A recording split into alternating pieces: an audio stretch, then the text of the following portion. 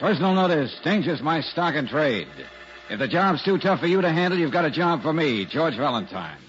Write full details.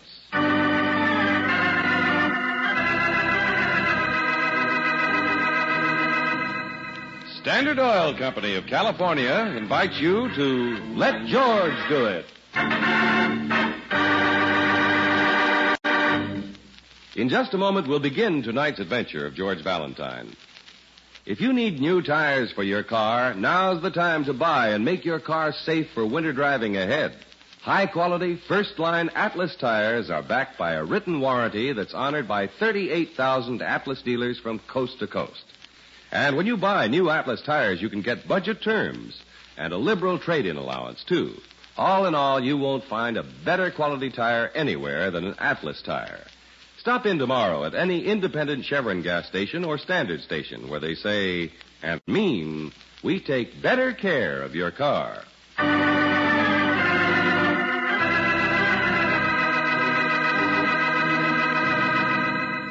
And now, tonight's story, The Dead of Night, a transcribed adventure of George Valentine.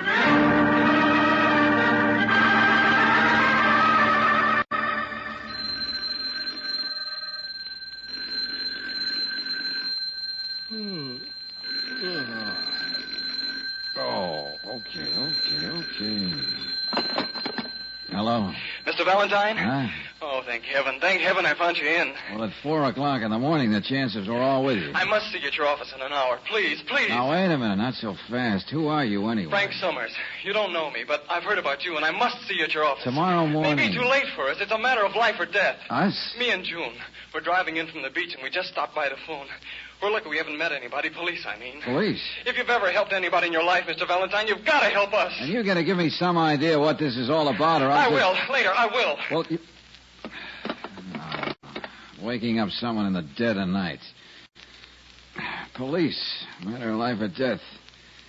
The dead of night could be right. George Valentine, fire horse. Ring the alarm and off he goes.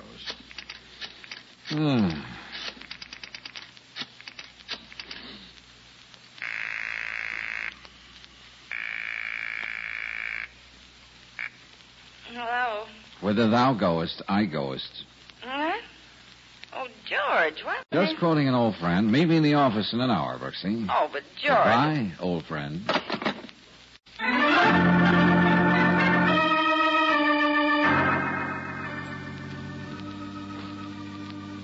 It was horrible. That voice on the phone. It was horrible. Oh, please, June, this is no time to go to pieces. It certainly isn't. Did I hear you say your name is Mrs. Milburn? Yes, that's right. And, Mr. Summers here. A friend. A good friend in need. Oh, I see. How's the coffee coming, Brooksy? I think we can all use some. Here we are. Ah, good. Oh. Please start from the beginning, June. But it was about midnight. I'd just fallen asleep and the phone rang. It was a man. Someone I don't know. The voice. You remember anything about it? No. It was just, dead sounding. No emotions, no variations. Just droned on in the night. And just what was it he said? Your husband is dead, Mrs. Milburn. And you're going to die for his murder. You have no way out. You can do nothing to stop it. Just that? Yes. At first, June thought it was some sort of weird joke. Yes, that's right. I'm separated from Mr. Milburn, but I know he has no enemies. Nobody would want to hurt him. I wonder if such a man exists anywhere. I sat there alone in the house with just the waves crashing outside, and I got more and more frightened. So I telephoned Mr. Milburn's house. It's also a beach house, some 10 miles down the coast, and there was no answer. He could have been out.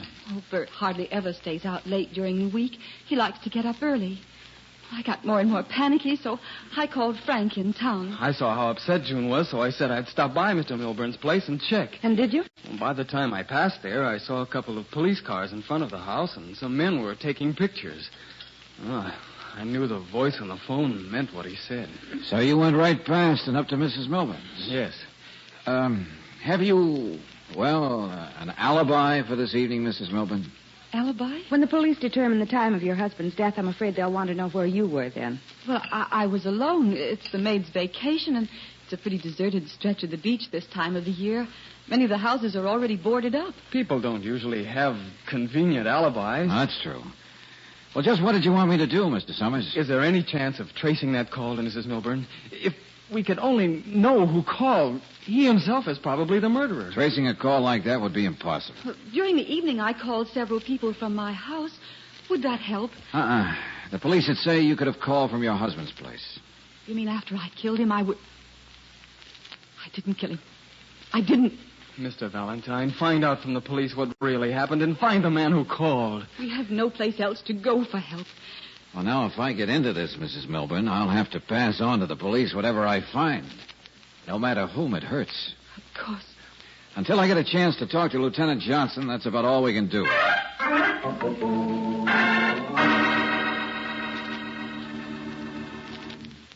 This interest in Milburn's murder, Valentine, are you sure it's what you called it?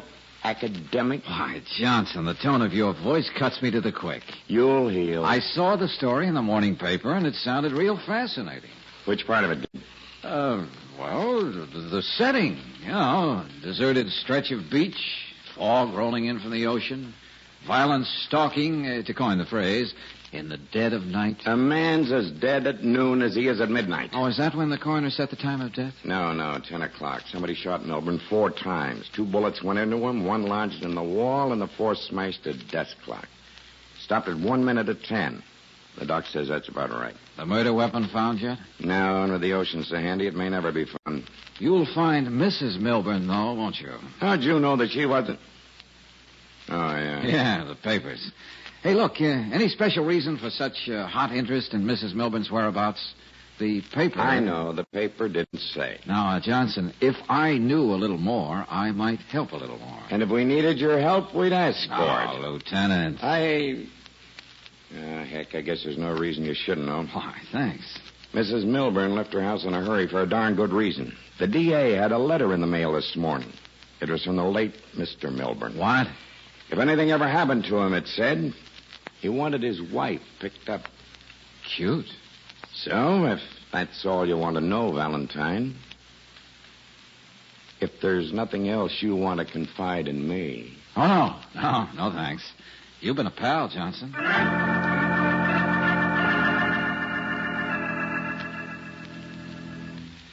Yes, Mrs. Milburn, I know I'm late, but I had some dodging and weaving to do. What's that? What are you talking about, George? Well, Lieutenant Johnson is developing a very suspicious streak, Brooksy. He had a man following me. I had a real job losing him. Do the police suspect you of helping me, Mr. Valentine? I wouldn't be surprised. Mrs. Milburn, why should your husband have written to the district attorney accusing you if anything happened to him? Well, Bert wouldn't do that. There was no reason for it. But that's what he did do. What? George, if Lieutenant Johnson thinks that you're trying So you'd better think, and think fast, Mrs. Milburn. Anything you can think about for an alibi. Well, I have none. I told you I called a few people, Frank but Summers. Just what does he mean to you? Well, he was Bert's secretary, and Is he the reason why you and Mr. Milburn separated? just one of the reasons. Bert was mean and jealous, and we've been drifting apart for a long time. Whoever killed Mr. Milburn must have been very sure you wouldn't have an alibi. Did Frank Summers know you'd be home alone last night? I guess so, but you don't think Well, that... I'm just thinking out loud. Did Frank call you last night? Early, about 8 o'clock. Oh, wait, What? Mrs. Raleigh, the judge's wife. Yeah, Judge Paul Raleigh, yes. We're on the same committee on the Charity League. She telephoned me at 10 o'clock last night. Are you sure? Yes. Yes, she said she'd check with me about a meeting. She was going to the theater. Said she would call me during the intermission. Well, that could do it. Uh-huh. Well, a call coming to my number can be checked, can't it? I can sure enough find out.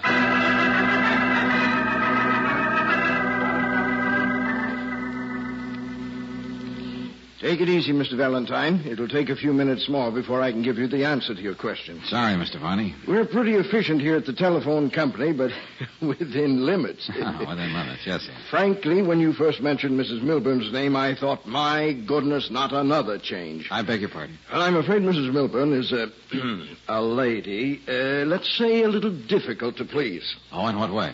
Her phone's a two-party line. We have a few out there in the beach area.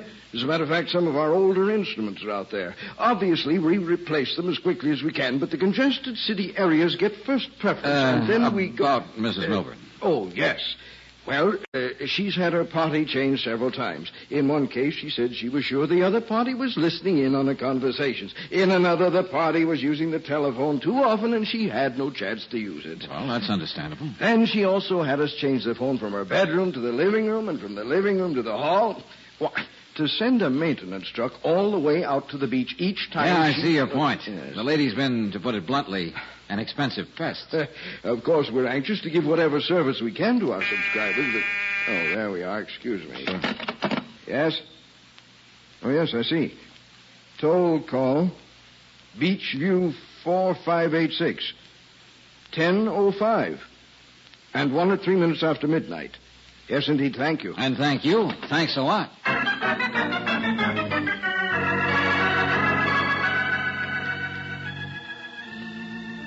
Yes. Uh-huh. Well, it was very kind of you to phone me back, Mrs. Raleigh. No, thanks. That's all I wanted. You did call Mrs. Milburn last night from the theater at 10. Oh, you've been a great help. More than you know.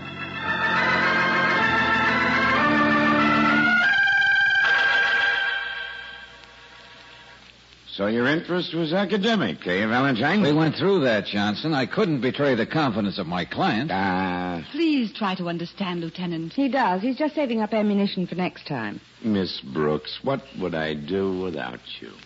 And why don't you give me a chance to find out? All the huffing and puffing is, well, academic at this point anyway, isn't it, Johnson? Well, a telephone call does give Mrs. Milburn a pretty good alibi. A telephone call from the wife of the judge gives her a darn good alibi. I just think it was just a piece of good luck that this happened. There's one more thing that helps prove you in the clear, Mrs. Milburn. Yes? A letter from your husband. What about it? It's a forgery. Forgery. Our handwriting expert compared the handwriting with that of Mr. Milburn. Nothing like it. Besides, the letter was mailed from a post office station not far from Mr. Milburn's house sometime after Mr. Milburn was murdered. The man who phoned. He sent the letter, too. No, Mrs. Milburn. Oh, I'm afraid, Mr. Valentine. You have no way out, he said. You're going to die for it. Let's go, Johnson. We have work to do.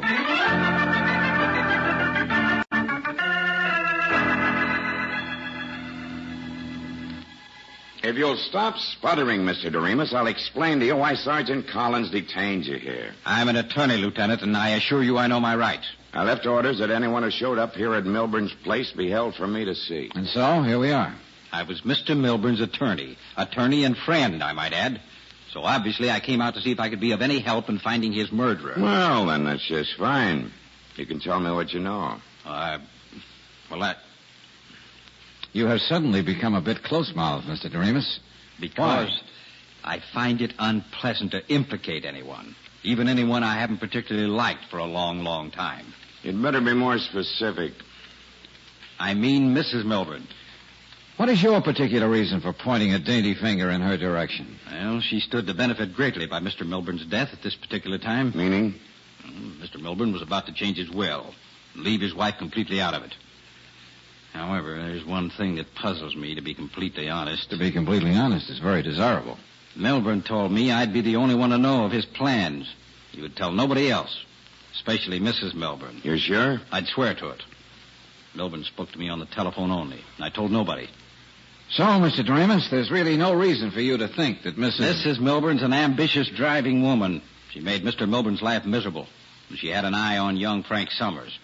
It became so obvious that Mr. Milburn and Summers had a big fight. Go on. That's very interesting. Well, I might be prejudiced. But in this case, I'd nominate Mrs. Milburn first, Frank Summers second. And yourself third, Mr. Doremus? Why, how dare you? There are only 3 people involved in this big mystery. For the time being, we can't leave any of the 3 out of our thinking. Now, can we?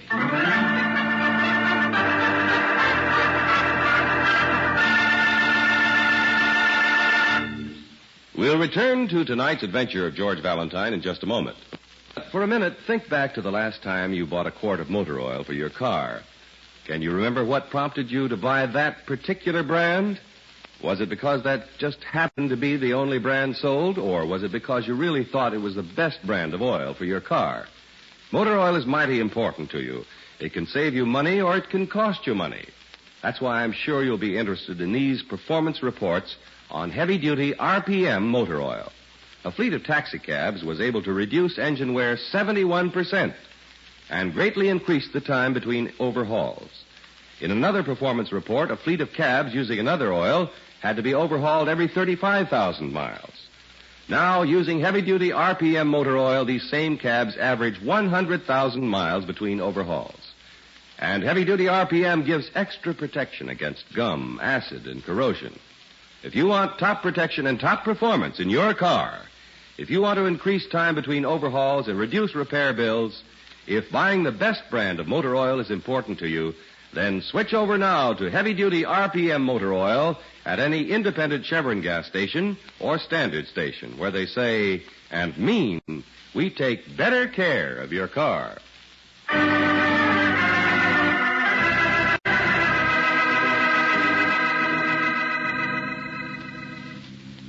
A brutal murder in the dead of night.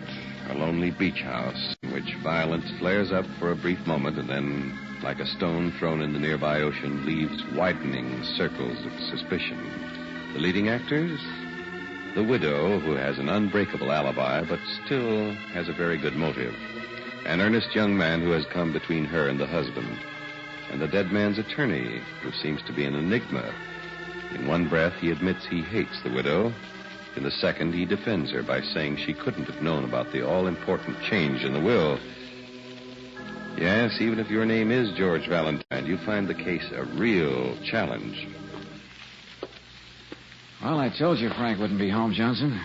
And not too luxurious a home. A bed, a chair, a chest of drawers. Being ever so humble, you can have it.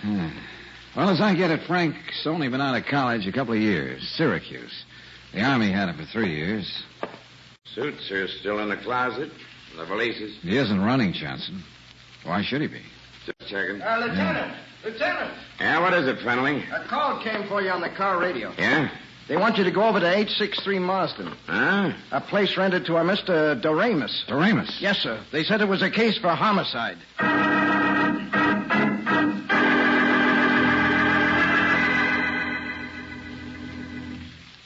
No fingerprints on the other glass, huh? No, sir. Wiped clean. Doremus was having a drink with somebody. Then they had a quarrel, a big fight. Yeah, chairs turned over, lamp broken. Is the doc on his way? Yes, sir. I'll check again. Yeah, let's see what we can find. Uh-huh. Nothing much in the pockets. Keys, some money, handkerchief, wallet. Let me see. Sure. Nothing much in his jacket. Beachview 4586, Beachview 3959. What? Mrs. Milburn's telephone number, and the number of the telephone in Mr. Milburn's house. So what? He was their lawyer. So he had their numbers. I know. That's funny. They're written on a page torn out of a calendar. A page dated today. That's nice, but Huh? What did you find?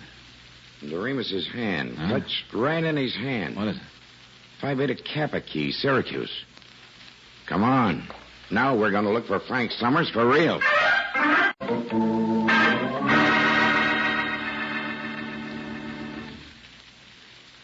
Thanks for visiting the jail, Mr. Valentine, but it's no good. Nobody believes me. Why should you? I'm stubborn. I didn't kill Doremus. I wasn't even there. But you can't prove where you were. I was walking all by myself, trying to waste some time before I went to pick up June and take her to dinner.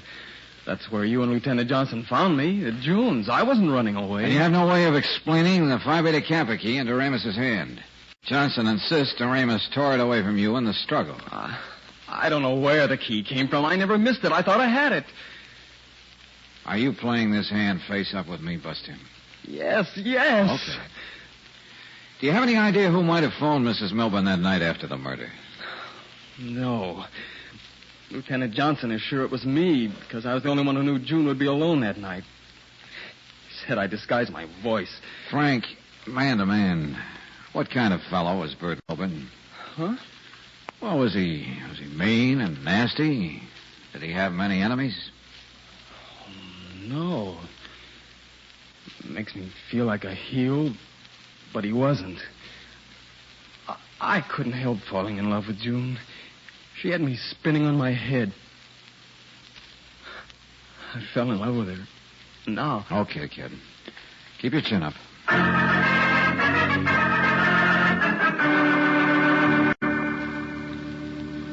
George, let's get out of here. We can't just sit here in the office all evening. I gotta think, Brooksy. There's something about this case that sounds as phony as a lead quarter. The case is closed.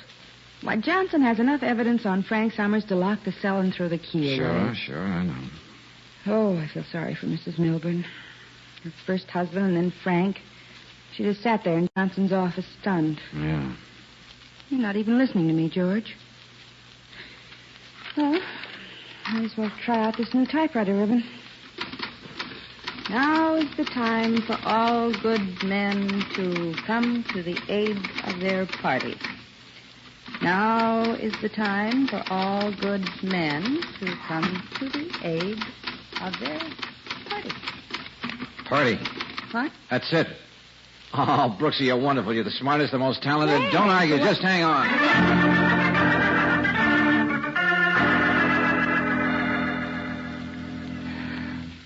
I know it's a lot of nerve dragging you down to your office at this hour of the night, Mr. Varney, but believe me, it's important. All right, young man, all right. Now, just let me look I through won't these ask him cards. again what this is all about, so help me hand. How about it, Mr. Varney? Yes, here it is. Ignore it. Beach View 3959. Uh-huh. It is a party line. Good. And who's the other party on that line? Beach View 4586. Mrs. Milburn! Very, very unusual. A most unusual coincidence. You've been swell, Mr. Varney. Good night.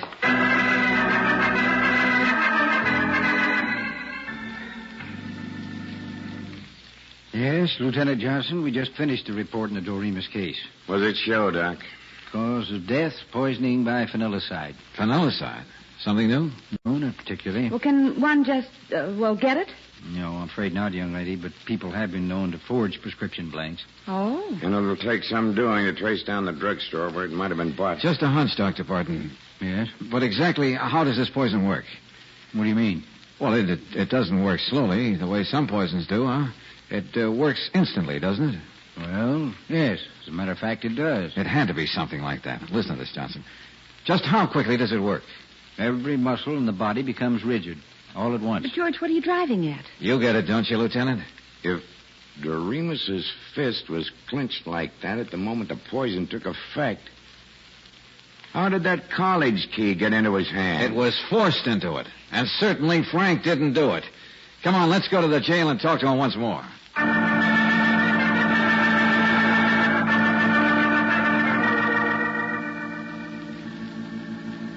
I can't understand any of it, Mr. Valentine. I know I didn't put the Phi Beta Kappa key into Mr. Doremus' hand. I told you before he was innocent. What else can either of us do? We could throw away all the fancy falderall and begin telling the truth, all of us. What do you mean, George? Okay, Valentine, what's on your mind? Spill it and fast. All right. I suppose we start at the very beginning with a little matter of party phone. Now's the time for all good men to come to the aid of their party. What's that, Miss Brooks? I wish I knew. Isn't it more than unusual that Mr. and Mrs. Milburn were the two parties on the party line, Johnson? Yeah, a coincidence. Yeah, but was it? There are comparatively few party lines in the beach area. Couldn't the thing have been arranged? Arranged? By someone who made sure she'd be considered by the telephone company as merely a pest? Who didn't like this party on her line, or that party? Who didn't stop until the two phones she was interested in were on the same line? Are you talking about me, Mr. Valentine? I wouldn't be surprised. Valentine. Mrs. Milburn, you expected a call from Mrs. Raleigh. You made sure she'd call you at a very specific time. And she did. Oh, yes. The equipment on those phones is still the old-fashioned kind. Now, that's important. How, for Pete's sake?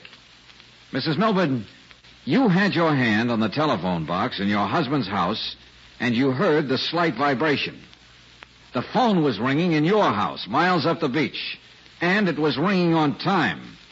So you picked up the phone and spoke to Mrs. Raleigh, and the judge's wife provided you with a perfect alibi. You're lying. Keep talking, Valentine. What about the phone call from this mysterious stranger? She phoned her own house from her husband's place. The letter. The forged letter. You wrote it, Mrs. Milburn, and mailed it hours after you killed your husband. Well, why would I do that? I'm not crazy. It doesn't make sense. Doesn't it? You knew you'd be the prime suspect, Mrs. Milburn.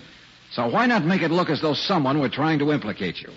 Get yourself accused and get it over with early in the game. Mrs. Milburn, what about the lawyer? I'll answer that, Johnson. Doremus got wise a little quicker than I did. He knew she must have overheard his and Milburn's conversation about the will. Somehow, accidentally perhaps. So he checked and found out about the two-party gimmick. That's why he put the two numbers down on that piece of paper. I didn't kill him. Frank did. You know that, Lieutenant. Let Mr. Valentine go on, June. You better... Stay over there, young fella. Was Doremus trying to blackmail Mrs. Milburn, George? He was, wasn't he, Mrs. Milburn? It had to be you who killed him. The poison killed Doremus instantly. The college key was forced into his hand. And you were the only one who could have easily gotten that key. I had to kill him. After everything I did, he was going to take it all away from me. You were willing for me to be held for his murder. I killed Bert so you and I would be happy, Frank. Believe me. No. Stay away from me. But I couldn't think of anything but saving myself when I killed Doremus. I couldn't. Take over from here, would you, Johnson? Yeah. A breath of good, fresh air is something I really need right now.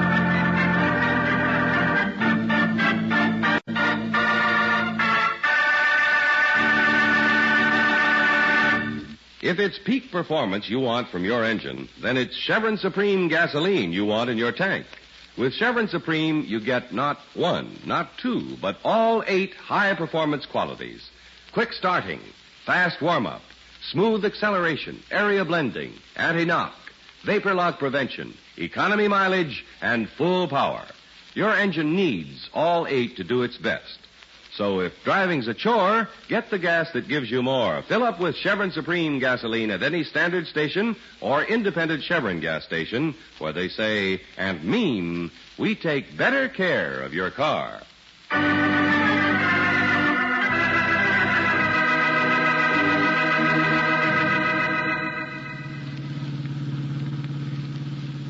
The dead of night. Oh, George, it's over.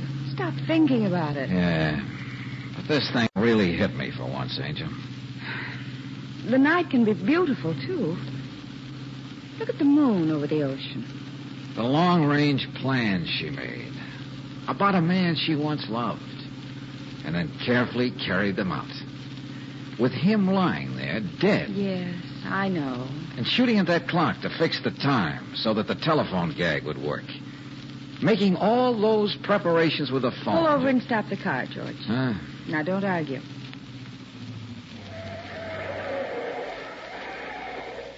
You're tired and cynical and discouraged.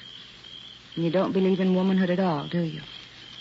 You need consolation and proof that you're wrong.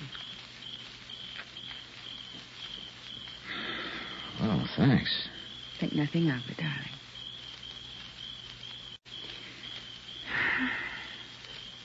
Now is the time for all good women to come to the aid of their party.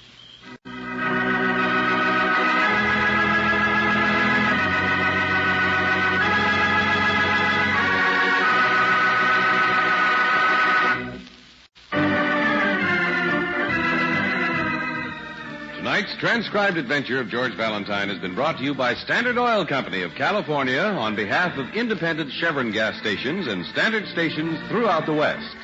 Robert Bailey is starred as George with Virginia Gregg as Brooksy. Let George Do It was written by David Victor and directed by Kenneth Webb. Ken Christie was heard as Lieutenant Johnson, Louise Arthur as June, Roland Morris as Frank, Forrest Lewis as Doremus, and Stan Farrar as Varney. The music by Gaylord Carter. Your announcer, John Heaston.